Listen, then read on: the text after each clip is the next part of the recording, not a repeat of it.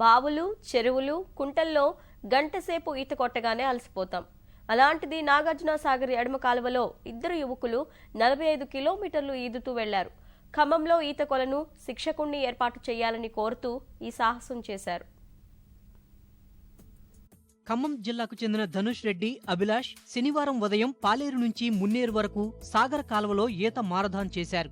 20 అడుగులకు పైగా లోతుండే ఈ కాలువలో 45 కిలోమీటర్లు ఈత కొట్టారు. కాలువ వేగానికి ఈత కొట్టాలంటే ఎంతో నేర్పు ఉండాలి. కొన్నేళ్లుగా ఖమ్మం తరఫున రాష్ట్ర, జాతీయ స్థాయి ఈత పోటీల్లో పతకాలు సాధిస్తున్న ఇద్దరు యువకులు ఈ సాహసానికి ధైర్యం చేశారు. ఖమ్మంలో ఈతకు సంబంధించి సరైన ప్రోత్సాహం, శిక్షణ లేక అనేక సందర్భాల్లో ఇక్కడి యువకులు పతకాలు కోల్పోయారు.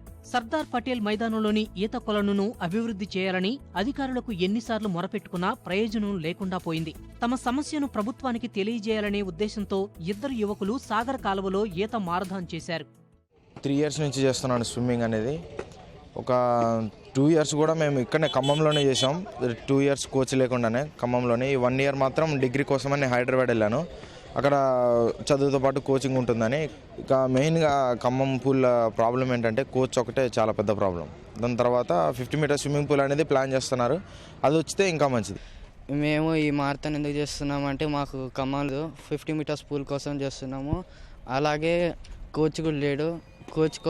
కోచ్ ఉంటే మేము ఇట్లాంటివి ఇంకెన్నో చేయగలుగుతాము.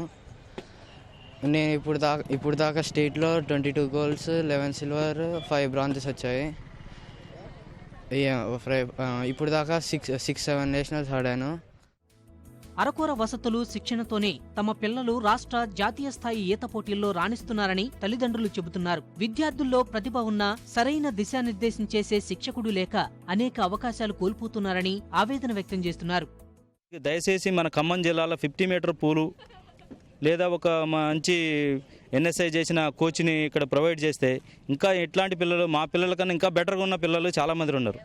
ఇట్లాంటి కొద్దిగా ఉన్న గవర్నమెంట్ కానీ కలెక్టర్ కానీ కల్పించుకొని కొద్దిగా ఇట్లాంటి సౌకర్యాలు సమకూరిస్తే బెటర్ అనేది మా ఆలోచన సార్. 25 మీటర్ల పూల్లో ప్రాక్టీస్ చేసి మళ్ళీ 50 మీటర్ల కాంపిటీషన్లో పార్టిసిపేట్ చేసేసరికి 1.6 సెకండ్స్ తేడా వస్తుంది.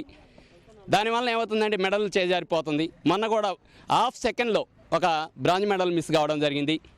అదేవిధంగా ఇక్కడ కోచ్ లేకపోవడం వల్ల, మేమే కోచ్ అనేది 90% కష్టపడితే సరిపోతుంది, కానీ చివరి ఫలితాలు రావాలంటే కంపల్సరిగా కోచ్ యొక్క అవసరం చాలా ఉంది. సాగర్ కాలువలో సాహసోపేతంగా 45 కిలోమీటర్లు ఈత కొట్టిన యువకులను చూసైనా అధికారులు స్పందించాలని స్థానికులు కోరుకుంటున్నారు.